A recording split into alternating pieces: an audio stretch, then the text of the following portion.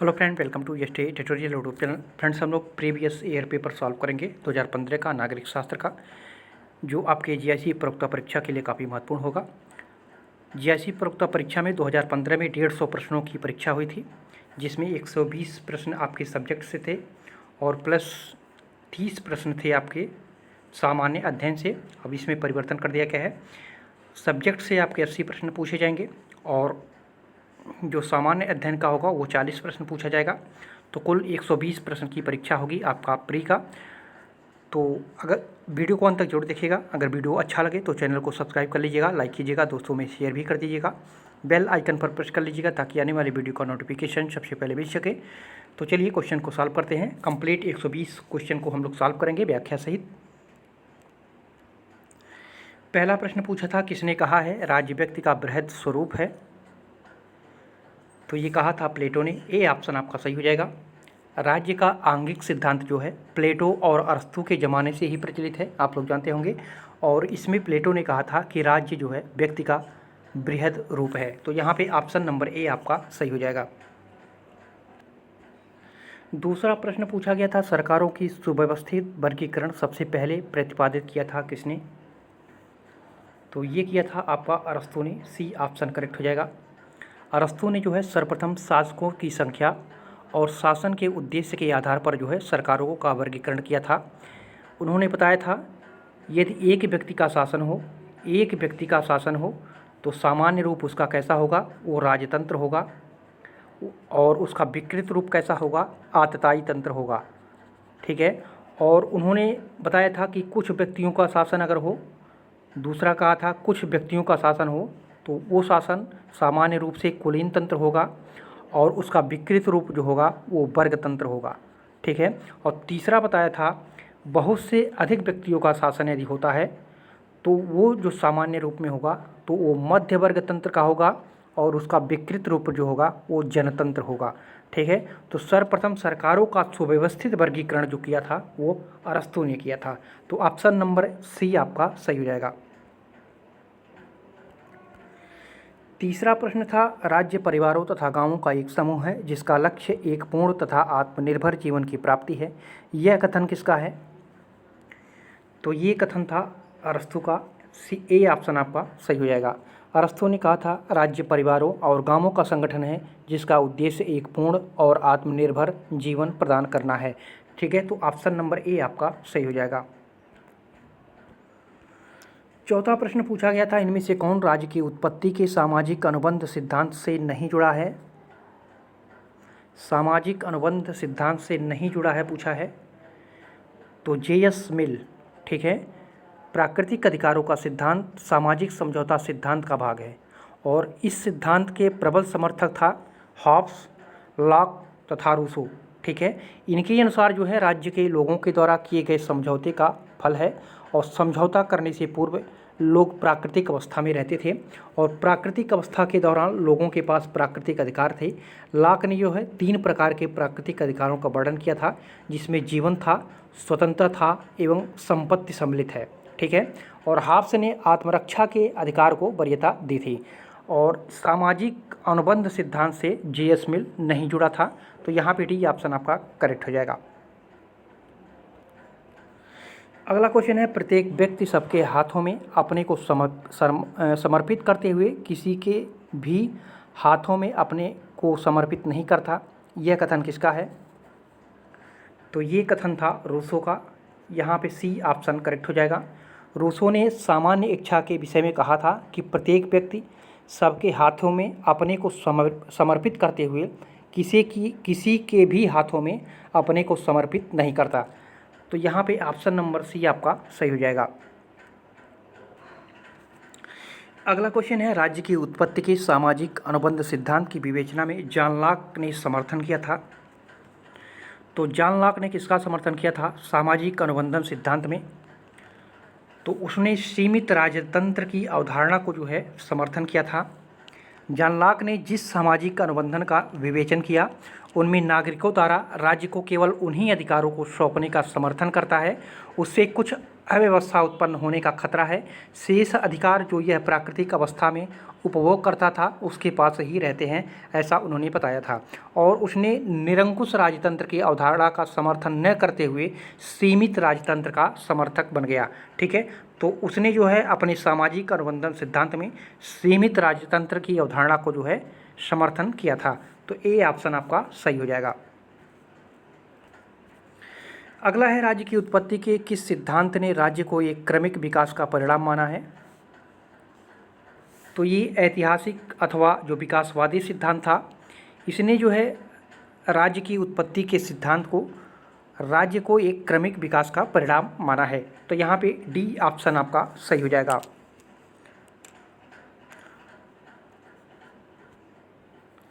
अगला है, रूसो की सामान्य इच्छा जो संकल्प के संबंध में कौन सा कथन सही नहीं है पूछा है? तो यह सबकी इच्छा है, यह कथन सही नहीं है। ठीक है, सामान्य इच्छा को रूसो वे सभी विशेषताएं प्रदान करता है जो हाब्स के सिद्धांत के अंतर्गत प्रभुसत्ताधारी को ही दी गई है, परंतु सामान्य इच्छा से मरने का तात्पर्य जनता के ऐसे संकल्प से भी है जिसका उद्देश्य समाज के सामान्य हित की सिद्धि करना है। ठीक है, तो यहाँ पे उसका जो सही कथन नहीं था, यह सबकी इच्छा है, उसका ये मानना नहीं था। तो यहाँ पे ऑप्शन नंबर सी आपका सही हो जाएगा। अगला है, कानून संप्रभु का एक आदेश है, यह कथन किसका है? तो ये कथन था ऑस्टिन का, बी ऑप्शन करेक्ट हो जाएगा।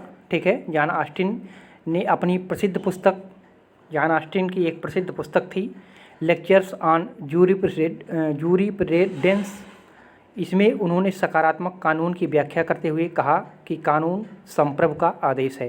ठीक है, तो इसी पुस्तक में उन्होंने बताया था लेक्चर्स ऑन जूरिस्प्रूडेंस में। ठीक है, तो बी ऑप्शन आपका सही हो जाएगा।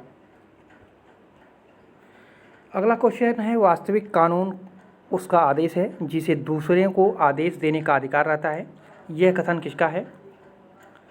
तो ये कथन है हॉब्स का, ए ऑप्शन आपका सही हो जाएगा। ठीक है, हॉब्स के अनुसार जो है वास्तविक कानून उसका आदेश है जिसे दूसरों को आदेश देने का अधिकार रहता है। अगला है, वैधानिक संप्रभुता तथा राजनीतिक संप्रभुता को विभेदित किया था। वैधानिक और राजनीतिक संप्रभुता में अंतर किसने बताया था? तो ये बी डायसी ने, सी ऑप्शन आपका करेक्ट हो जाएगा। ठीक है, सर्वप्रथम ए बी डायसी ने विधिक संप्रभुता एवं राजनीतिक संप्रभुता में अंतर लोकतंत्रीय शासन प्रणाली के संदर्भ में बताया था, और जहां विधिक संप्रभुता जिसको संसद कहते हैं और राजनीतिक संप्रभु ये निर्वाचक गणों की इच्छा का प्रतिनिधित्व करता है, ऐसा उन्होंने इसमें विभेद बताया था। तो ये भी डायसी ने बताया था, तो सी ऑप्शन सही हो जाएगा। अगला है, निरंकुश संप्रभुता का सर्वाधिक सशक्त पोषक कौन था? तो ये हॉब्स था, ए ऑप्शन सही हो जाएगा। ठीक है, हॉब्स जो है निरंकुश संप्रभुता का एक प्रमुख समर्थक था, और उसके अनुसार जो है तलवार के बिना संविधाएं केवल शब्द मात्र हैं, उसने ऐसा बताया था। तो यहाँ पे ऑप्शन नंबर ए आपका सही हो जाएगा। अगला क्वेश्चन है, रूसो का संप्रभु जिसको शासक कहते हैं हॉब्स का लेवियाथन है जिसका सिर कटा हुआ है, यह कथन किसका है? तो ये कथन था वाहन का। ठीक है, सी ऑप्शन आपका इसमें करेक्ट हो जाएगा। रूसो का संप्रभु सामान्य इच्छा है जो हॉब्स के लेवियाथन के समान ही अपने आदेशों को पालन करवाने के लिए बल प्रयोग को आवश्यक मानता है। इस प्रकार के नियंत्रण विहीन और बाध्यकारी सत्ता में समानता देखते हुए वाहन ने रूसो के संप्रभु को सिरविहीन लेवियाथन कहा था। ठीक है, तो यहाँ पे ऑप्शन नंबर सी आपका करेक्ट हो जाएगा। अगला क्वेश्चन है, इनमें से किसने विधि के शासन के सिद्धांत को प्रतिपादित किया? विधि के शासन के सिद्धांत को किसने प्रतिपादित किया था? तो ये डायसी ने किया था, ए बी डायसी ने। ठीक है, विख्यात ब्रिटिश न्यायवेत्ता था डायसी, और इन्होंने अपनी पुस्तक introduction to the study of the law of the constitution के अंतर्गत जो है इंग्लैंड के संविधान को विधि के शासन की संज्ञा दी थी, और इसलिए विधि के शासन के सिद्धांत को प्रतिपादित करने वाले पहले विचारक माने जाते हैं ए बी डायसी। ठीक है, तो ऑप्शन नंबर ए आपका इसमें सही हो जाएगा। अगला प्रश्न है, इनमें से कौन संप्रभुता की बहुलवादी अवधारणा से नहीं जुड़ा है? तो हीगल। ठीक है। हीगल द्वारा राज्य को पृथ्वी पर ईश्वर का अवतरण कहकर न केवल भौतिक रूप से बल्कि आध्यात्मिक रूप से भी जो है राज्य को महान बना देता है। हीगल ने जो है एकलवाद को स्वीकार करके राज्य को सर्वशक्तिमान बना दिया था। तो जो हीगल था ये एकलवाद से संबंधित था और मेटलैंड, दुर्खीम और क्रैब ये सभी जो है संप्रभुता की बहुलवादी अवधारणा से जुड़े हुए थे। तो यहाँ पे ऑप्शन नंबर डी आपका सही हो जाएगा। 16 नंबर क्वेश्चन पूछा गया था, बहुलवादी विश्वास करते हैं। तो बहुलवादी किसमें विश्वास करते थे? तो ये नाम मात्र की संप्रभुता में, ठीक है। बहुलवादी जो थे ये नाम मात्र की संप्रभुता में विश्वास रखते थे। प्रभुसत्ता के जो एक तत्ववादी या एकलवादी सिद्धांत के अनुसार प्रभुसत्ता राज्य का सारभूत और अनिवार्य लक्षण है, इसके बिना कोई समाज राज्य का रूप धारण नहीं कर सकता है। जबकि बहुलवादी विचारक जो थे राज्य, उनके अनुसार जो है राज्य की रचना हेतु प्रभुसत्ता अनिवार्य नहीं है, ठीक है। ये जो है प्रभुसत्ता को अनिवार्य नहीं मानते थे और जो प्रभुसत्ता को सिर्फ नाम मात्र के रूप में देखते थे। तो यहाँ पे ऑप्शन नंबर सी आपका सही हो जाएगा। 17 नंबर क्वेश्चन पूछा गया था, शक्ति विनिश्चयों के निर्माण में सहभागिता है और शक्ति की यह परिभाषा किसकी है? तो शक्ति की ये परिभाषा दिया था लासवेल ने, ए ऑप्शन सही हो जाएगा। लासवेल की एक पुस्तक थी पावर एंड सोसाइटी और इसमें उन्होंने शक्ति को परिभाषित करते हुए लिखा था कि निर्णय निर्माण में महत्वपूर्ण भूमिका निभाती है, ठीक है। तो ऑप्शन नंबर ए आपका सही हो जाएगा। अगला क्वेश्चन है, संप्रभुता नागरिकों तथा प्रजागणों पर राज्य की वह सर्वोच्च शक्ति है जिस पर विधियों का कोई नियंत्रण नहीं रहता है। संप्रभुता की यह परिभाषा किसकी है? तो संप्रभुता की यह परिभाषा दिया था जीन बोधा ने। तो ऑप्शन नंबर सी आपका सही हो जाएगा। और जीन बोधा ने जो ये परिभाषा दिया था ये उस पुस्तक के नाम थे 6 बुक्स कंसर्निंग रिपब्लिक, इसमें इन्होंने इस परिभाषा को दिया था। तो सी ऑप्शन आप लोग सही कीजिएगा। अगला क्वेश्चन है, इनमें से किसने राजनीति विज्ञान के व्यवहारवादी अध्ययन के विकास में योगदान दिया? तो डेविड स्टर्न ने दिया था, ए ऑप्शन सही हो जाएगा, ठीक है। व्यवहारवाद और उत्तर व्यवहारवाद दोनों ही अवधारणाओं में योगदान देने का श्रेय डेविड स्टर्न को माना जाता है, ठीक है। व्यवहारवाद और उत्तर व्यवहार दोनों अवधारणाओं में इनका महत्वपूर्ण योगदान रहा है डेविड स्टर्न का, ठीक है।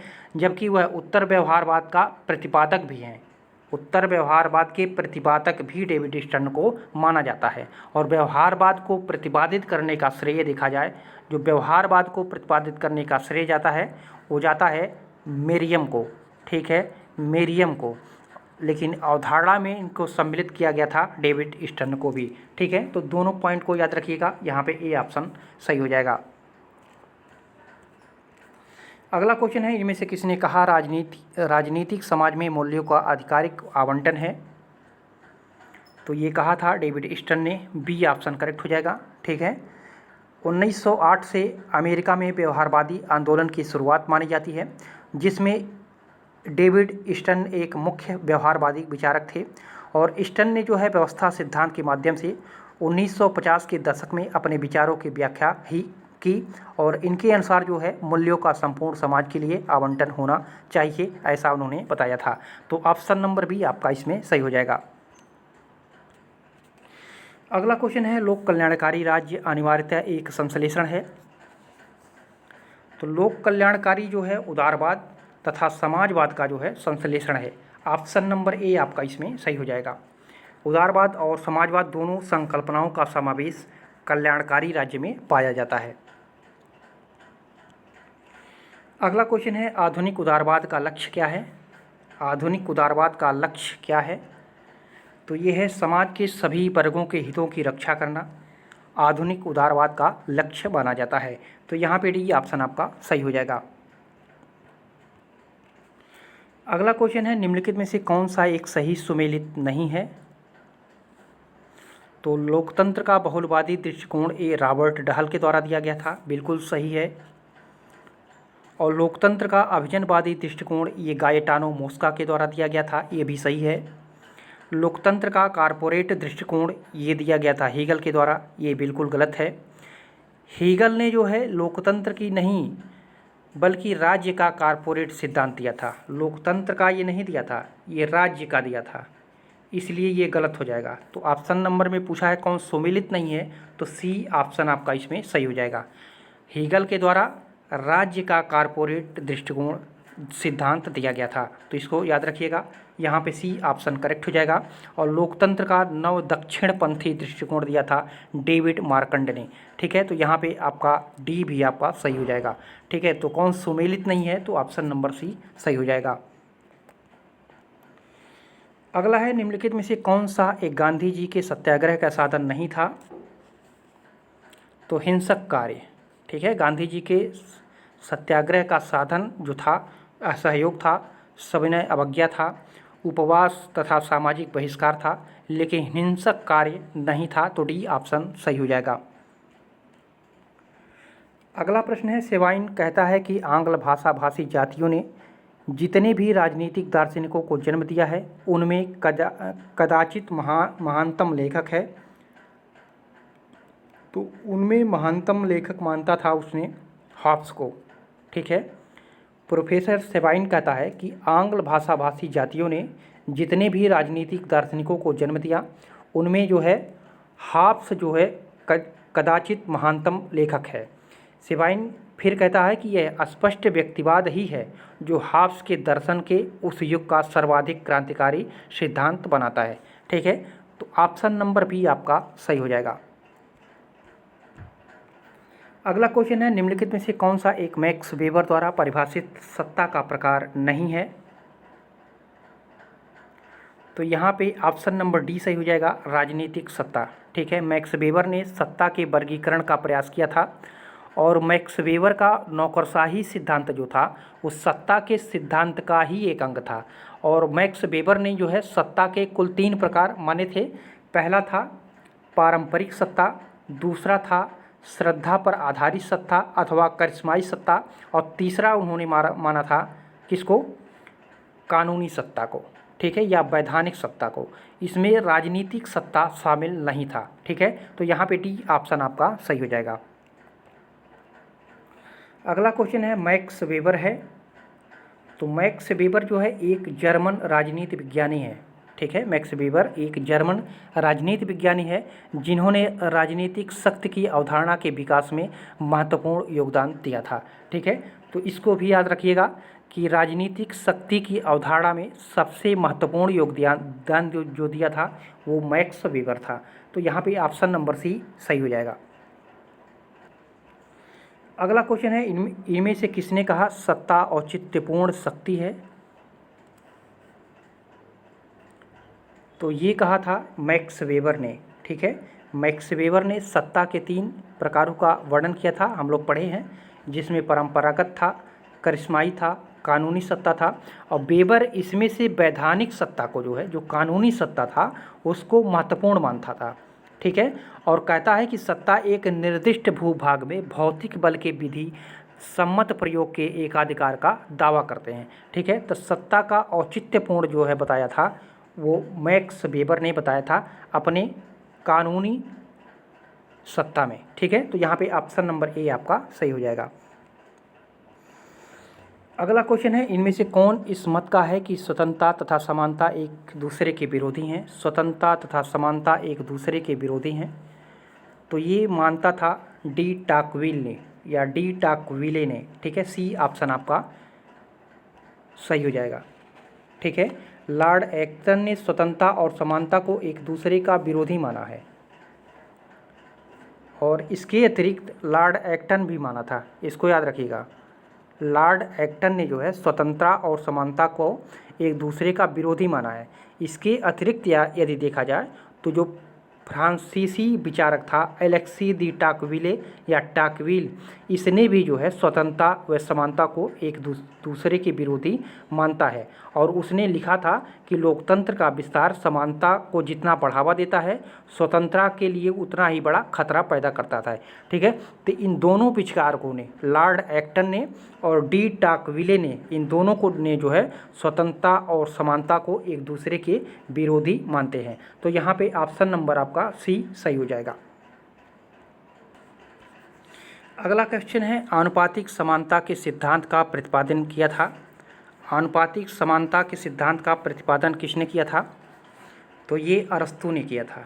ठीक है, आनुपातिक समानता का सिद्धांत राजनीतिक विज्ञान के जनक अरस्तू ने किया था। ठीक है, अरस्तू को राजनीति विज्ञान का जनक भी कहा जाता है। ठीक है, तो ऑप्शन नंबर ए आपका सही हो जाएगा। अगला क्वेश्चन पूछा गया था, यह किसका कथन है कि संसदीय शासन प्रणाली में मंत्रिमंडलीय उत्तरदायित्व की ओट में नौकरशाही शासन करती है? तो ये किसका कहना था? तो ये रैमजे म्यूर का, डी ऑप्शन करेक्ट हो जाएगा। ठीक है, लोकतांत्रिक संसदीय प्रणाली में नौकरशाही की बढ़ती हुई शक्तियों के संदर्भ में यह कथन रैमजे म्यूर का है और इनकी पुस्तक थी हाउ ब्रिटेन टू गवर्नड, ठीक है, गवर्नमेंटेड कह सकते हैं। और इसमें उन्होंने नौकरशाही की तुलना जो है फ्रैंकनस्टीन दानव से की थी, जो अपने सृजनकर्ता को ही खा जाता है, ऐसा उन्होंने बताया था। तो यहाँ पे डी ऑप्शन आपका सही हो जाएगा। अगला क्वेश्चन है, अध्यक्षात्मक शासन प्रणाली में मंत्रिमंडल कैबिनेट के सदस्य किसके प्रति उत्तरदायी होते हैं? तो वो होते हैं राष्ट्रपति के प्रति। ठीक है, अध्यक्षात्मक प्रणाली में कैबिनेट के सदस्य जो है राष्ट्रपति के प्रति जिम्मेदार होते हैं। राष्ट्रपति जो है अपने मंत्रिमंडल के सदस्यों को नियुक्त करता है और उन्हें जब चाहे पदच्युत कर सकता है। तो यहाँ पे ऑप्शन नंबर ए सही हो जाएगा। अगला है, निम्नलिखित में से कौन सी एक संघवाद की विशेषता नहीं है? संघवाद की विशेषता नहीं है तो संघ से अलग होने का अधिकार, ये उसकी विशेषता में नहीं आता है। संघवाद की विशेषता में जो शामिल है वो दोहरी सरकार, दोहरी नागरिकता, शक्तियों का विभाजन, ये सभी संघवाद की विशेषता में आ जाते हैं, लेकिन संघ से अलग होने का अधिकार ये उसकी विशेषता नहीं है। अगला क्वेश्चन पूछा गया था, निम्नलिखित में से कौन सा एक कार्य राजनीतिक दलों द्वारा संपादित किया जाता है? राजनीतिक दलों द्वारा संपादित किया जाता है कौन सा कार्य? तो ये चुनाव लड़ने में उम्मीदवारों की सहायता करना, ये कार्य राजनीतिक दलों के द्वारा किया जाता है। ठीक है, तो यहाँ पे डी ऑप्शन सही हो जाएगा। अगला प्रश्न पूछा गया था, निम्नलिखित में से कौन सा एक भारत में दबाव समूह का उदाहरण है? दबाव समूह का उदाहरण है और भारत में, तो यहाँ पे सही उत्तर हो जाएगा आपका ऑप्शन नंबर डी, भारतीय किसान यूनियन जो है। ठीक है, भारतीय राष्ट्रीय कांग्रेस, भारतीय जनता पार्टी और जनता दल यूनाइटेड, ये तीनों ही राजनीतिक दल हैं। ठीक है, आमंड एवं पावेल द्वारा जो है प्रस्तुत दबाव समूहों के वर्गीकरण के अनुसार जो है भारतीय किसान यूनियन जो ये जो है ये समुदायात्मक दबाव समूह के अंतर्गत आ जाते हैं। ठीक है, तो यहाँ पे डी ऑप्शन सही हो जाएगा। अगला क्वेश्चन है, निम्न में से कौन सा साधन दबाव समूह नहीं अपनाते हैं? तो वो चुनाव नहीं लड़ते हैं। ठीक है, तो यहाँ पे डी ऑप्शन सही हो जाएगा। अगला है वह मतदान व्यवस्था जिसमें मतदाता किसी प्रत्याशी को एक से अधिक मत दे सकता है कहलाती है? तो वो संचयी मतदान कहलाती है। ठीक है, संचयी मतदान प्रणाली जो होती है वो आनुपातिक प्रतिनिधित्व प्रणाली का एक भाग है और इसका प्रयोग जो है बहुसदस्यीय निर्वाचन क्षेत्रों में किया जाता है। इसमें जो है मतदाता को यह अधिकार होता है कि उसे प्राप्त मतों को एक ही उम्मीदवार को दे या सभी उम्मीदवारों के बीच बांट दे और प्रत्येक मतदाता को उतने मत देने का अधिकार होता है जितने सदस्य किसी निर्वाचन क्षेत्र में चुने जाने होते हैं। ठीक है, तो उसको क्या कहते हैं? संचयी मतदान कहा जाता है। तो यहाँ पे आपका ऑप्शन नंबर डी सही हो जाएगा। अगला क्वेश्चन है, निम्नलिखित में से कौन सा एक जनमत का अभिकरण नहीं है? तो जनमत का अभिकरण नहीं है वो है न्यायपालिका। ठीक है, न्यायपालिका जो है जनमत निर्माण का अभिकरण नहीं है। न्यायपालिका में व्यक्तिगत दावों का निस्तारण होता है। जिसका संबंध जो है सार्वजनिक प्रश्नों से कदापि नहीं है। तो यहाँ पे ऑप्शन नंबर बी सही हो जाएगा। अगला प्रश्न है स्वस्थ लोकमत के निर्माण में बाधा है। तो स्वस्थ लोकमत के निर्माण में कौन सी बाधा होती है? तो निरक्षरता सबसे बड़ी बाधा मानी जाती है। ठीक है, निरक्षरता जो होती है वो स्वस्थ लोकमत के निर्माण में सबसे बड़ी बाधा मानी जाती है। अगला क्वेश्चन है उत्तर अटलांटिक संधि संगठन है। तो ये एक सैनिक संगठन है। ठीक है, उत्तर अटलांटिक संधि संगठन जिसको क्या कहते हैं? नाटो। यह एक सैनिक संगठन है। इसकी स्थापना कब हुई थी? तो 1949 को इसकी स्थापना हुई थी। ठीक है, और साम्यवादी साम्राज्यवाद का डर तथा अंतर्राष्ट्रीय शांति तथा सुरक्षा बनाए रखने के लिए सोवियत विस्तारवाद के विरुद्ध संयुक्त राष्ट्र की सफलता के प्रति गंभीर शंका, इन सभी कारणों ने जो है नाटो के गठन का मार्ग प्रशस्त किया था।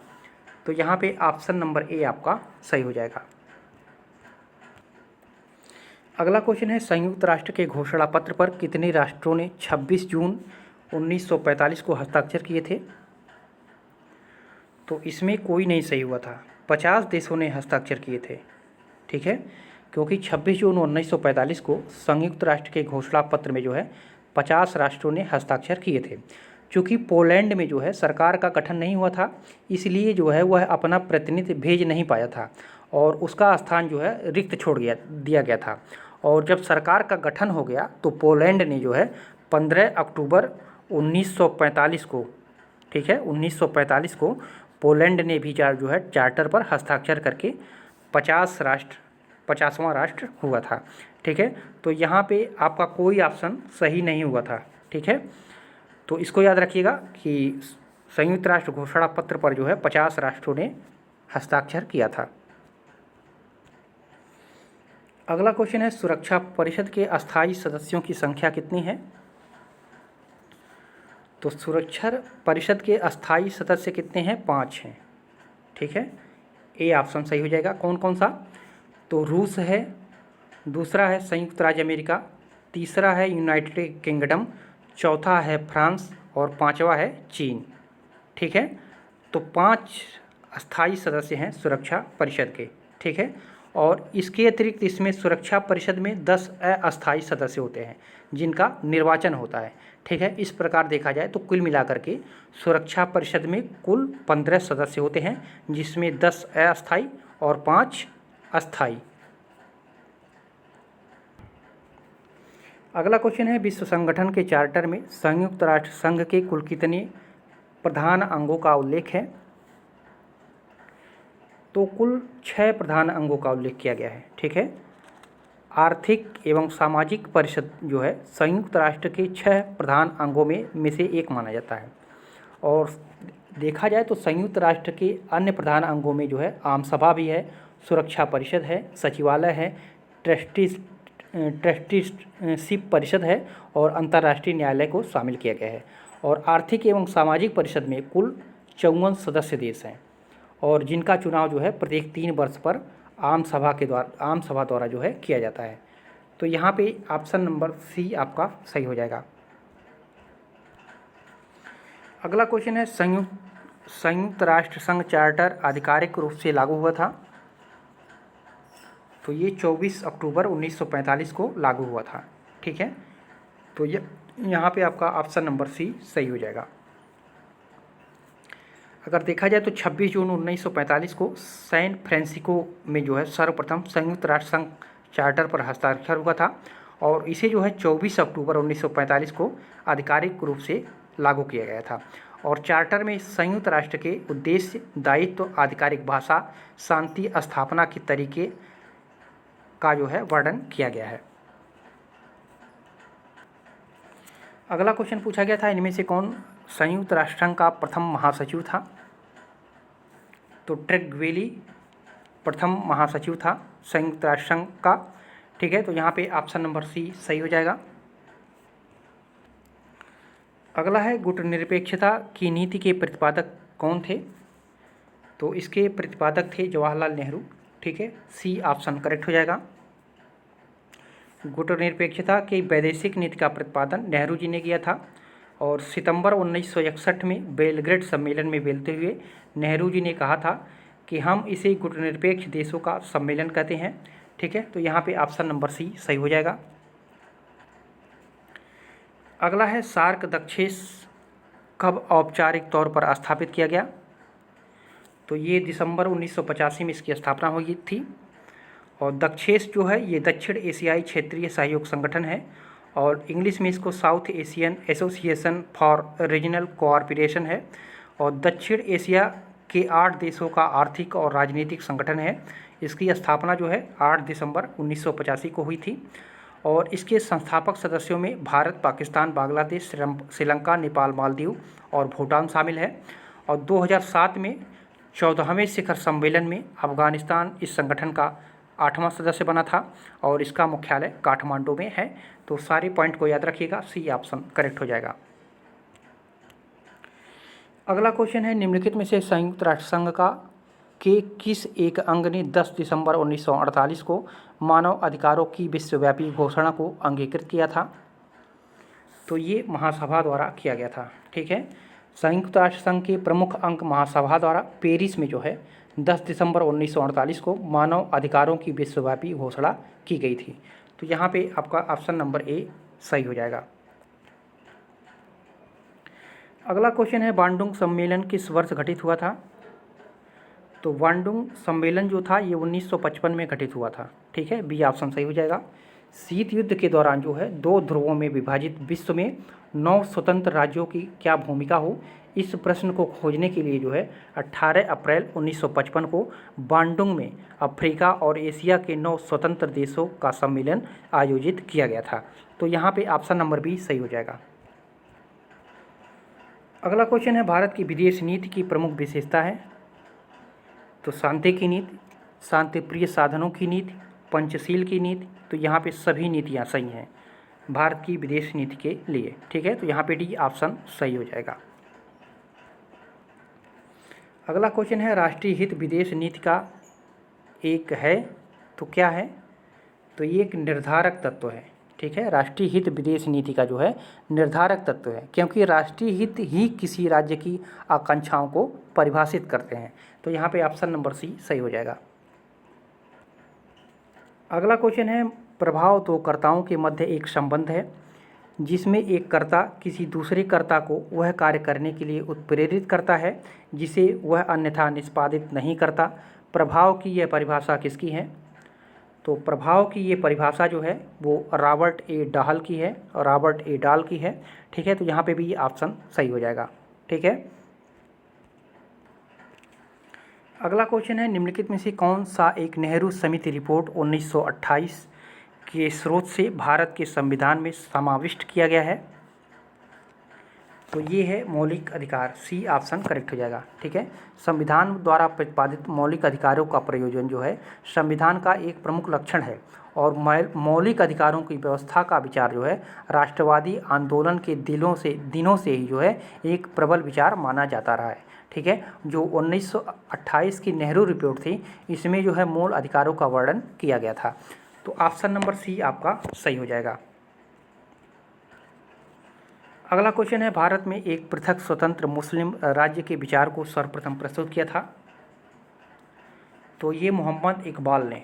ठीक है, 1930 में मुस्लिम लीग के इलाहाबाद अधिवेशन में अध्यक्षीय भाषण में कवि और राजनैतिक चिंतक जो थे मोहम्मद इकबाल, इन्होंने सर्वप्रथम एक पृथक मुस्लिम राज्य का प्रस्ताव रखा था और जबकि भारतीय मुसलमानों के लिए पृथक राज्य पाकिस्तान शब्द का प्रयोग जो है सर्वप्रथम कैम्ब्रिज विश्वविद्यालय के छात्र रहमत अली ने 1933 में जो है अपने पत्र जिसका शीर्षक था नाउ एंड नेवर, इसमें उन्होंने प्रस्तुत किया था। तो ये मोहम्मद इकबाल ने जो है मुस्लिम राज्य के गठन का विचार किया था और पाकिस्तान का जो नाम दिया गया था वो रहमत अली के द्वारा 1933 में दिया गया था। तो दोनों को याद रखिएगा, ए ऑप्शन सही हो जाएगा। अगला है भारत छोड़ो प्रस्ताव अखिल भारतीय कांग्रेस समिति द्वारा पारित किया गया था तो अगस्त 1942 में। ठीक है, कांग्रेस कार्य समिति ने वर्धा की अपनी बैठक जो हुई थी 14 जुलाई 1942, इसके संघर्ष के निर्णय में अपनी स्वीकृति दे दी थी और अगस्त 1942 में अखिल भारतीय कांग्रेस समिति की बैठक में भारत छोड़ो प्रस्ताव को अनुमोदित या पारित किया गया था। तो बी ऑप्शन सही हो जाएगा। अगला है, निम्नलिखित में से किस एक ने संस्तुति किया कि समस्त अवशिष्ट शक्तियां प्रांतों में निहित होनी चाहिए? तो ये कैबिनेट मिशन ने, ठीक है, 16 मई 1946 को कैबिनेट मिशन ने अपनी रिपोर्ट प्रस्तुत की थी और रिपोर्ट के अनुसार जो है संघ सूची के अतिरिक्त अन्य सभी विषयों एवं अवशिष्ट विषयों पर प्रांतों का अधिकार होगा, ऐसा उन्होंने माना था। तो यहाँ पे ए ऑप्शन सही हो जाएगा। अगला क्वेश्चन है, इनमें से कौन अखिल भारतीय कांग्रेस समिति का सभापति था? 6 जून 1946 को कैबिनेट मिशन योजना पर विचार करने के लिए बम्बई में उसका अधिवेशन हुआ था। तो ये जवाहरलाल नेहरू, ठीक है। 6 जून 1946 को मुंबई में हुई अखिल भारतीय कांग्रेस समिति का सभापति जवाहरलाल नेहरू को चुना गया था और इन्हीं की अध्यक्षता में जो है कैबिनेट मिशन योजना पर विचार किया गया था। तो सी ऑप्शन आपका सही हो जाएगा। अगला क्वेश्चन है, भारत के संविधान को अंगीकृत किया गया था? तो 26 नवंबर 1949 को अंगीकृत किया गया था। 9 दिसंबर 1946 को जो है संविधान सभा की प्रथम बैठक हुई थी और इसकी अध्यक्षता अस्थायी अध्यक्ष डॉक्टर सच्चिदानंद सिन्हा ने किया था और 11 दिसंबर 1946 को संविधान सभा ने डॉक्टर राजेंद्र प्रसाद को निर्विरोध संविधान सभा का अध्यक्ष चुना था और भारतीय संविधान को जो है अंगीकृत किया गया था 26 नवंबर 1949 को, ठीक है। यहाँ पे सी ऑप्शन सही हो जाएगा। अगला है, भारतीय संविधान सभा में कुल कितनी महिला सदस्य थीं? तो कुल महिला सदस्यों की संख्या 15 थी, ठीक है। भारतीय संविधान में जो है कुल महिलाओं की संख्या 15 थी, जिसमें अगर नाम देखा जाए तो विजय लक्ष्मी पंडित, राजकुमारी अमृत कौर, सरोजनी नायडू, सुचेता कृपलानी, पूर्णिमा बनर्जी, लीला राय, जी दुर्गाबाई, हंसा मेहता, कमल चौधरी, रेणुका राय, मालती चौधरी, दक्षयानी वेलायुधन, बेगम एजाज रसूल, एनी मक्सरीनी, अम्मो स्वामीनाथन, ये 15 महिलाएं भारतीय संविधान सभा में थीं, ठीक है। तो डी ऑप्शन सही हो जाएगा। अगला है, स्वाधीन भारत के संविधान पर संविधान सभा के सदस्यों का हस्ताक्षर हुआ था? तो ये हुआ था 24 जनवरी 1950 को, ठीक है। संविधान सभा द्वारा जो है 24 जनवरी 1950 को दिन मंगलवार था, राजेंद्र प्रसाद की अंतरिम राष्ट्रपति चुना गया उनको और इसी दौरान जो है सभा में उपस्थित 308 सदस्यों ने भारतीय संविधान पर हस्ताक्षर किया था। अगला है, द इंडियन इंडिपेंडेंस बिल, जिसका लक्ष्य भारत तथा पाकिस्तान के बीच ब्रिटिश इंडिया का विभाजन करना था, को ब्रिटिश संसद में प्रस्तुत किया गया था? तो इसको 4 जुलाई 1947 को प्रस्तुत किया गया था। द इंडियन इंडिपेंडेंस बिल जो है 4 जुलाई 1947 को ब्रिटिश संसद में प्रस्तुत किया गया था और 18 जुलाई को पारित होने के पश्चात इस अधिनियम ने भारत शासन अधिनियम 1935 का जो है स्थान ग्रहण किया और इस अधिनियम का उद्देश्य जो था वो भारत और पाकिस्तान 2 स्वतंत्र राज्यों की स्थापना करना था। तो यहाँ पे ऑप्शन नंबर बी सही हो जाएगा। अगला क्वेश्चन है, ये क्वेश्चन 2004 पीजीटी में भी पूछा है। नेहरू विश्व के सामने अपने देश के आवाज़ थे, वे शेष दुनिया के साथ अपने देश की नीति के दार्शनिक निर्माता और मंत्री थे। अन्य किसी देश के कोई व्यक्ति विदेश नीति के निर्माण में इतनी प्रभावी भूमिका अदा नहीं करता जितनी नेहरू भारत में करते हैं। यह कथन किसका है? तो ये कहा था माइकल ब्रेशर ने, ठीक है। ए ऑप्शन आपका सही हो जाएगा। इनकी एक पुस्तक थी माइकल ब्रेशर की, नेहरू ए पॉलिटिकल बायोग्राफी, इसी में इस विचार को इन्होंने दिया था, ठीक है। ये महत्वपूर्ण पुस्तक है इनकी, नेहरू ए पॉलिटिकल बायोग्राफी। तो यहाँ पे ऑप्शन नंबर ए सही हो जाएगा। अगला है, भारतीय संविधान के अनुच्छेद 19 में निम्नलिखित में से कौन सा एक स्वतंत्रता प्रदत्त नहीं है? तो धर्म की स्वतंत्रता की बात नहीं की गई है, ठीक है। अनुच्छेद में जो है 6 प्रकार की स्वतंत्रताओं का बात किया गया है। वाक की एवं अभिव्यक्ति की स्वतंत्रता, शांतिपूर्वक निरायुध सम्मेलन करने की स्वतंत्रता, संगत या संघ बनाने की स्वतंत्रता, और चौथा है भारत के राज्य क्षेत्र में सर्वत्र संचरण करने की स्वतंत्रता, राज्य क्षेत्र में निवास करने एवं बस जाने की स्वतंत्रता। छठवां था कोई वृत्ति, व्यापार या कारोबार करने की स्वतंत्रता, ठीक है। इसमें धर्म की स्वतंत्रता की बात नहीं कही गई थी, तो यहाँ पे सी ऑप्शन सही हो जाएगा। अगला है भारत के संविधान का अनुच्छेद 17 संबंधित है। तो आप लोग जानते होंगे अनुच्छेद 17 जो है ये अस्पृश्यता के अंत से संबंधित है, तो यहाँ पे आपका सही हो जाएगा ऑप्शन नंबर बी, ठीक है। अगला है निम्नलिखित में से कौन सा एक अनुच्छेद संवैधानिक उपचारों का अधिकार प्रदान करता है। तो आप लोग जानते होंगे 32, ठीक है। अनुच्छेद 32 जो है संवैधानिक उपचारों का अधिकार प्रदान करता है, और अनुच्छेद 32 को या संवैधानिक उपचारों के अधिकार को डॉक्टर भीमराव अंबेडकर ने संविधान की आत्मा कहा था। अगला क्वेश्चन पूछा गया था भारत के संविधान के किस अनुच्छेद के अंतर्गत संशोधन की प्रक्रिया परिभाषित है। तो ये है अनुच्छेद 368 में, ठीक है। अनुच्छेद 368 का एक वे जो है संसद को संविधान में संशोधन करने की शक्ति प्रदान करता है, तो यहाँ पे ऑप्शन नंबर बी सही हो जाएगा। अगला क्वेश्चन है निम्नलिखित में से कौन सा एक सही सुमेलित नहीं है, पूछा है। भारत का संविधान है और विषय है, तो भाग 2 में नागरिकता है, तो बिल्कुल सही है। भाग 3 में मौलिक अधिकार है, तो ये भी सही है। भाग 4 में राज्य के नीति निर्देशक तत्व हैं, ये भी सही है। भाग 5 में मौलिक कर्तव्य हैं, तो ये गलत है। भाग 5 में जो है क्या दिया हुआ है, तो संघ अनुच्छेद 52 से लेकर के 151 तक कार्यपालिका, व्यवस्थापिका एवं न्यायपालिका के बारे में बताया गया है भाग 5 में, ठीक है। और मौलिक कर्तव्य जो है ये किस में है, तो ये 4 के क में है, अनुच्छेद 51 के क में है। तो ये आप लोग याद रखिएगा, जो भाग 5 है उसमें अनुच्छेद 52 से लेकर के 151 तक कार्यपालिका, व्यवस्थापिका एवं न्यायपालिका के बारे में बताया गया है। अगला है भारतीय संविधान के किस संशोधन द्वारा आंतरिक अशांति पद के स्थान पर सशस्त्र विद्रोह पद का प्रयोग किया गया है। तो ये 44वें संविधान संशोधन द्वारा, ठीक है। 44वें संविधान संशोधन द्वारा जो है आंतरिक अशांति के पद के स्थान पर जो है सशस्त्र विद्रोह पद का प्रयोग किया गया है।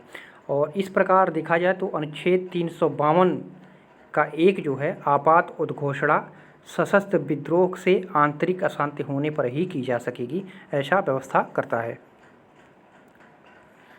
अगला है संविधान के किस संशोधन के द्वारा भारत में महिलाओं के लिए ग्राम पंचायतों में 1/3 स्थान आरक्षित किए गए थे। तो ये 73वां संविधान संशोधन के द्वारा, जो 73वां संविधान संशोधन 1992 में हुआ था, इसमें जो है ग्राम पंचायतों में 1/3 स्थान महिलाओं के लिए रिक्त किया गया था। तो यहाँ पे सी ऑप्शन सही हो जाएगा। अगला क्वेश्चन है निम्नलिखित में से कौन सा संवैधानिक संशोधन राष्ट्रीय न्यायिक नियुक्ति आयोग की संरचना तथा कार्यों से संबंधित है। तो ये है आपका 99वां संविधान संशोधन, ठीक है। 99वां संविधान संशोधन अधिनियम 2014, ठीक है। इसके द्वारा सर्वोच्च न्यायालय एवं उच्च न्यायालय में न्यायाधीशों की नियुक्ति के लिए कॉलेजियम प्रणाली के स्थान पर एक नए आयोग राष्ट्रीय न्यायिक नियुक्ति आयोग की व्यवस्था की गई थी। लेकिन 2015 में जो है 2015 में सर्वोच्च न्यायालय ने इसे असंवैधानिक घोषित कर दिया और इससे जो है पुरानी व्यवस्था पुनः बहाल हो गई। तो यहाँ पे आपका डी ऑप्शन सही हो जाएगा। अगला क्वेश्चन था निम्नलिखित में से कौन सा एक भारत के संविधान में राज्य सूची का विषय नहीं है। तो राजनयिक प्रतिनिधित्व, ठीक है। राजनयिक, कौंसलीय और व्यापारिक, ये तीनों प्रतिनिधित्व जो होते हैं ये संघ सूची के क्रम संख्या 11 में इसका वर्णन मिलता है, ये उसका विषय है। जबकि दांव तथा द्युत क्रीड़ा, मत्स्य उद्योग, राज्य के मंत्रियों का वेतन भत्ता, ये सभी जो है राज्य सूची के विषय हैं। तो यहाँ पे डी ऑप्शन आपका करेक्ट हो जाएगा। अगला है निम्नलिखित में से कौन सा एक समवर्ती सूची में परिभाषित विषयों पर विधियों का निर्माण कर सकते हैं। तो ये है राज्य, विधानमंडल, संसद दोनों। ठीक है, यहाँ पे सी ऑप्शन सही हो जाएगा। समवर्ती सूची में कुल 47 विषयों, वर्तमान में 52 हो गया है, 52 विषयों का उल्लेख है। ठीक है, जिस पर कानून बनाने का अधिकार संघ तथा राज्य दोनों को है। तो यहाँ पे सी ऑप्शन करेक्ट हो जाएगा। अगला क्वेश्चन है, भारतीय संघीय व्यवस्था के विषय में निम्नलिखित में से कौन सा एक कथन सत्य नहीं है? तो वो कथन है, राज्यसभा में राज्यों का समान प्रतिनिधित्व है। ठीक है, शुद्ध संघीय व्यवस्था वाले देशों में जो है प्रांतों को संघ में समान प्रतिनिधित्व प्रदान किया जाता है। जैसा कि अमेरिका में प्रत्येक राज्य से जो है संघीय व्यवस्थापिका के उच्च सदन, जिसको सीनेट कहते हैं, इसके लिए 2 सदस्य चुने जाते हैं। परंतु भारत में जो है राज्यों को समान प्रतिनिधित्व न देकर उसकी जनसंख्या के आधार पर प्रतिनिधित्व प्रदान किया गया है। ठीक है, तो यहाँ पे ये कथन सत्य नहीं है, तो बी ऑप्शन सही हो जाएगा। अगला क्वेश्चन है, भारत के संविधान निर्माताओं ने संघवाद की अवधारणा को ग्रहण किया था? तो ये ग्रहण किया था कनाडा के संविधान से। ठीक है, यहाँ पे ए ऑप्शन सही हो जाएगा। अगला है, भारत के संविधान निर्माताओं ने राज्य के नीति निर्देशक सिद्धांतों का अवधारणा ग्रहण किया था? तो ये कहाँ से? तो ये आयरलैंड के संविधान से। ठीक है, तो यहाँ पे सी ऑप्शन सही हो जाएगा। अगला क्वेश्चन है, निम्नलिखित में से कौन सा एक शब्द भारतीय संविधान की प्रस्तावना में उल्लिखित नहीं है? तो वो है संघीय। ठीक है, संघीय शब्द का उसमें उल्लेख नहीं किया गया है। अगला है, भारतीय संविधान का कौन सा भाग संविधान की आत्मा कहलाता है? तो संविधान की उद्देशिका। ठीक है, तो संविधान की उद्देशिका को संविधान की आत्मा ये किसने कहा था? तो जवाहरलाल नेहरू ने कहा था। और संवैधानिक उपचारों को संविधान की आत्मा किसने कहा था? तो डॉक्टर भीमराव अंबेडकर ने कहा था। ठीक है, तो यहाँ पे ऑप्शन नंबर सी सही हो जाएगा, क्योंकि यहाँ पे नाम नहीं दिया है संवैधानिक उपचारों का, तो उस हिसाब से जो है संविधान की उद्देशिका हो जाएगी। ठीक है, संविधान का कौन सा भाग, यदि नाम देकर पूछता संवैधानिक उपचारों का अधिकार को संविधान की आत्मा किसने कहा, तब डॉक्टर भीमराव अंबेडकर हो जाते। अगला क्वेश्चन है, भारत में संघ शासित प्रदेश कितने हैं? तो ये 2015 का पेपर है। तो उस समय जो है संघ शासित प्रदेशों की संख्या थी 7, लेकिन वर्तमान में देखा जाए 2019 में राज्यसभा एवं लोकसभा द्वारा एक ऐतिहासिक विधेयक जो है जम्मू कश्मीर पुनर्गठन अधिनियम 2019 को के पारित होने के बाद जो है वर्तमान में कुल 28 राज्य और 8 केंद्र शासित प्रदेश हो गए हैं। ठीक है, तो ये 2015 में पूछा गया था, तो यहाँ पे सी ऑप्शन सही हो जाएगा। लेकिन वर्तमान में अगर देखा जाए तो 8 संघ शासित प्रदेश हो गए हैं।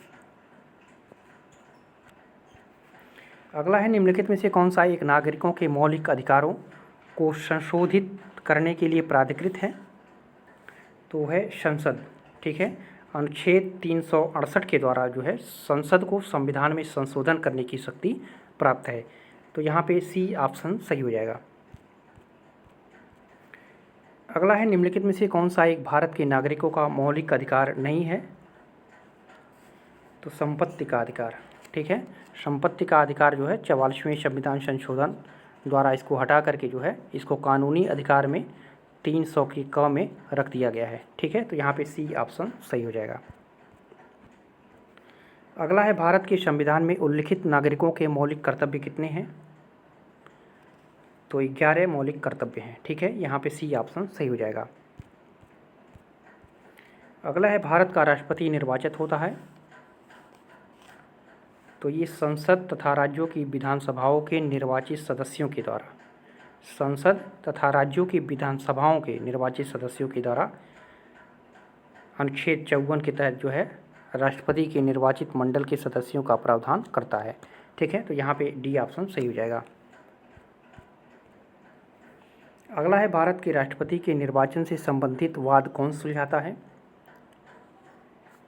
तो ये सुलझाता है आपका भारत का सर्वोच्च न्यायालय। ए ऑप्शन सही हो जाएगा। ठीक है, अगर भारत के राष्ट्रपति के चुनाव में कोई विवाद है तो उस विवाद को जो है अनुच्छेद 71 के 1 के अनुसार जो है भारत के सर्वोच्च न्यायालय को सौंपा जाएगा और सर्वोच्च न्यायालय द्वारा जो है किया गया निर्णय ही जो है अंतिम माना जाएगा।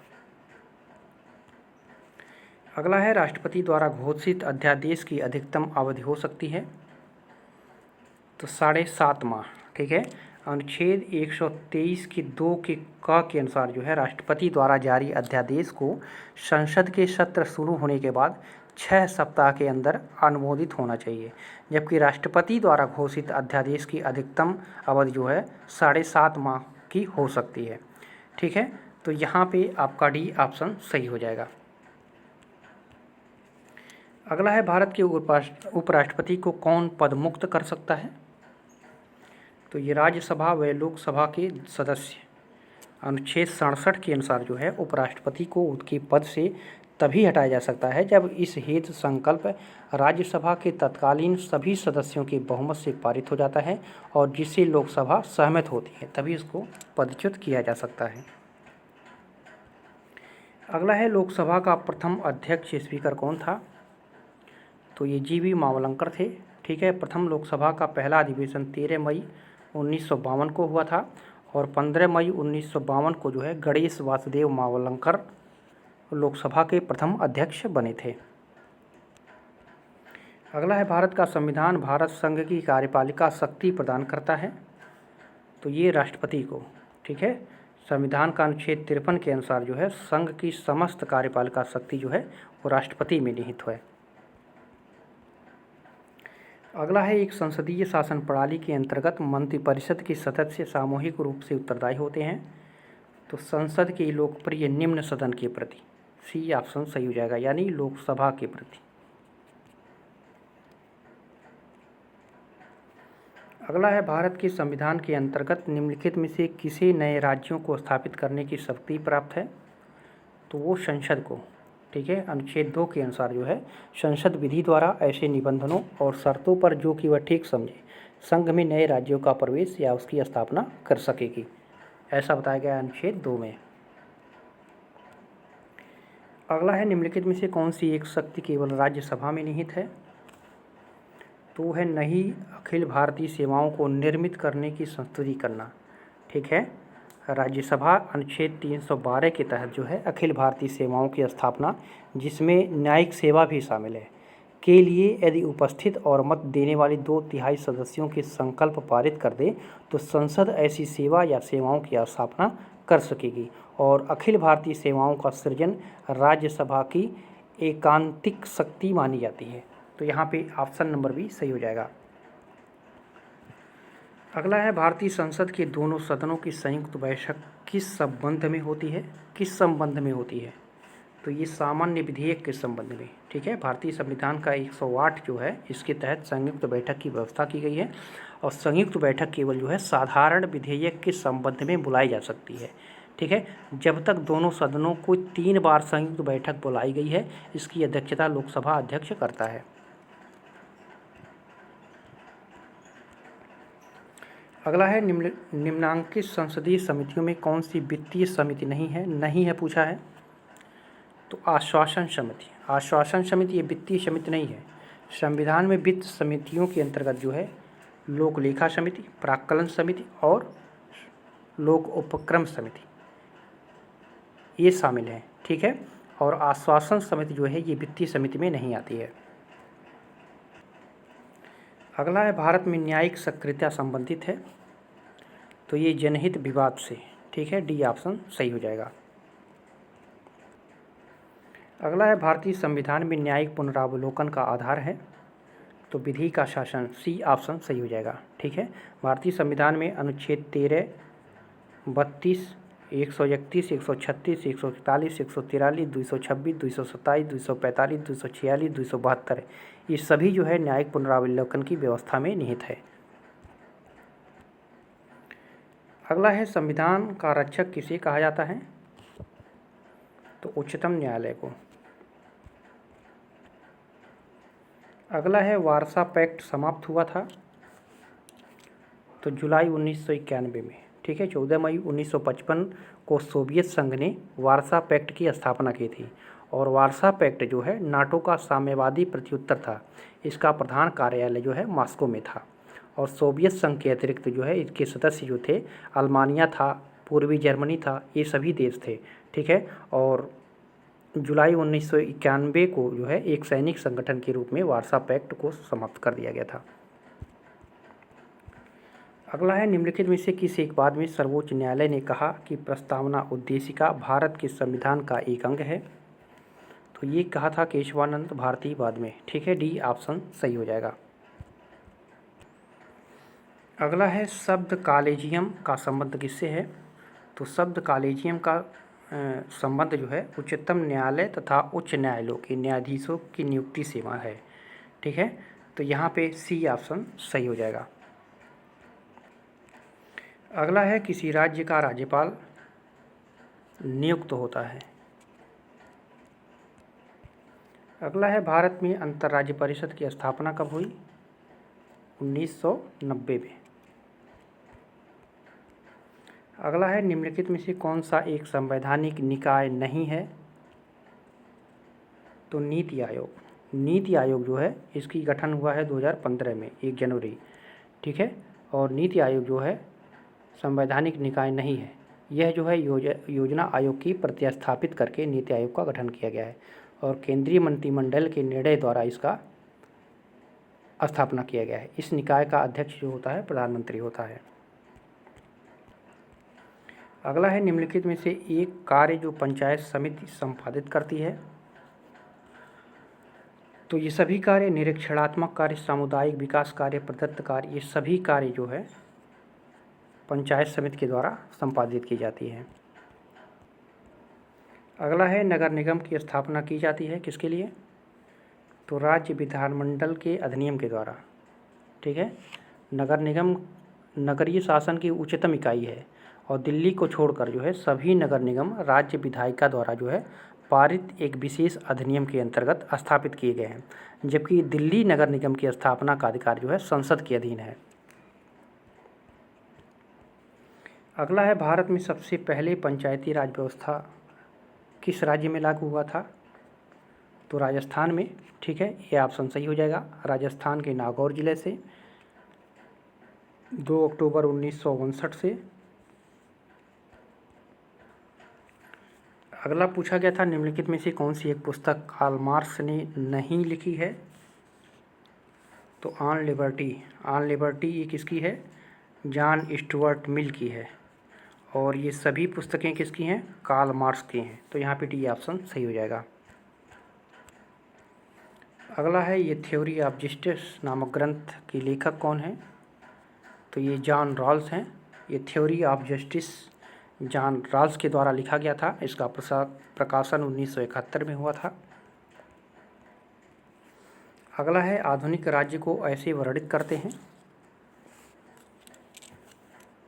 तो एक कल्याणकारी राज्य के रूप में। ठीक है, आधुनिक राज्य जो है कल्याणकारी राज्य की भूमिका का निर्वहन कर रहे हैं और कल्याणकारी राज्य जो है शासन की वह संकल्पना है जिसमें राज्य नागरिकों के आर्थिक एवं सामाजिक, राजनीतिक, सांस्कृतिक अर्थात कहा जाए तो सभी पक्षों की उन्नति में जो है महत्वपूर्ण भूमिका निभाता है।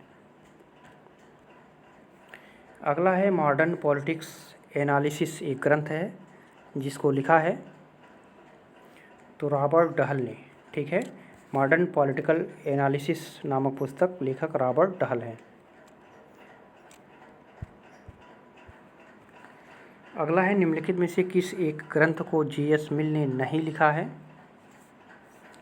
तो डी डिस्कोर्सेस। ठीक है, डी डिस्कोर्सेस इसकी रचना किसने किया था? तो मैकियावेली ने किया था। मैकियावेली के द्वारा ये रचना की गई है। और बाकी on liberty, the subjection of women, consideration on representative government, ये सभी मिल की पुस्तकें हैं। अगला है, आत्मनिर्णय के अधिकार का विस्तृत प्रयोग कब हुआ? तो ये हुआ था प्रथम विश्व युद्ध के समय और उसके पश्चात आत्मनिर्णय के अधिकार का विस्तृत प्रयोग हुआ था। अगला है, थॉमस हॉब्स ने राज्य की उत्पत्ति के सामाजिक अनुबंधन सिद्धांत को प्रतिपादित किया अपने ग्रंथ में। तो किस ग्रंथ में? तो ये लेवियाथन में। लेवियाथन में जो है थॉमस हॉब्स ने सामाजिक अनुबंधन सिद्धांत को प्रतिपादित किया था। अगला है, राज्य के नीति सिद्धांत प्रतिबिंबित करते हैं? तो संविधान निर्माताओं के सामाजिक तथा आर्थिक न्याय के दर्शन को जो है प्रतिबिंबित करते हैं राज्य के नीति निर्देशक सिद्धांत। ठीक है, तो ए ऑप्शन सही हो जाएगा। अगला क्वेश्चन है, द्वैध शासन प्रणाली प्रांतों में लागू की गई थी। तो 1919 के अधिनियम के द्वारा जो है प्रांतों में द्वैध शासन प्रणाली लागू की गई थी। अगला है, भारत में सूचना का अधिकार अधिनियम पारित हुआ था किस वर्ष? तो ये 2005 में। ठीक है, सूचना का अधिकार अधिनियम 2005 भारत की संसद द्वारा पारित एक कानून है जो 12 अक्टूबर 2005 को लागू हुआ। और सूचना का अधिकार अधिनियम एक विधिक अधिकार है जिसे सूचना के अधिकार अधिनियम 2005 के तहत नागरिकों को प्रदान किया गया है। अगला है, किसने कहा है शक्ति एक विशेष प्रकार का प्रभाव है जिसे पालन न करने पर घोर हानियां उठानी पड़ती हैं? तो ये रॉबर्ट डहल ने कहा था। डी ऑप्शन करेक्ट हो जाएगा। अगला प्रश्न पूछा गया था, निम्नलिखित में से किस एक लेख रिट का शाब्दिक अर्थ होता है हम आदेश देते हैं? तो ये परमादेश। ठीक है, बी ऑप्शन सही हो जाएगा। अगला है, स्मृति के लेखक हैं। तो स्मृति के लेखक कौन है? तो मनु हैं। ठीक है, बी ऑप्शन सही हो जाएगा। अगला क्वेश्चन है, इनमें से कौन भारत का वायसराय था जब अगस्त 1947 में भारत तथा पाकिस्तान के बीच ब्रिटिश इंडिया का विभाजन हुआ था? तो उस समय वायसराय था लॉर्ड लुईस माउंटबेटन। ठीक है, ए ऑप्शन सही हो जाएगा। अगस्त 1947 में जो है ब्रिटिश इंडिया का भारत और पाकिस्तान की स्वतंत्रता और विभाजन के समय लॉर्ड लुईस माउंटबेटन भारत के वायसराय थे। और 8 जून 1947 को जो है इनके द्वारा प्रस्तुत योजना के कार्यान्वयन के लिए जो है इस अधिनियम को पारित किया गया था। अगला क्वेश्चन है, निम्नांकित में से कौन फेडरल गवर्नमेंट का लेखक है? तो फेडरल गवर्नमेंट लिखी गई थी केसी व्हीयर के द्वारा। ठीक है, केसी व्हीयर का जन्म कहाँ हुआ था? तो ऑस्ट्रेलिया में हुआ था। वह ब्रिटेन में शिक्षण कार्य करते थे और ये ब्रिटिश राष्ट्रमंडल के विशेषज्ञ भी माने जाते थे। और फेडरल गवर्नमेंट इनकी एक महत्वपूर्ण पुस्तक थी। ठीक है, तो यहाँ पे बी ऑप्शन सही हो जाएगा।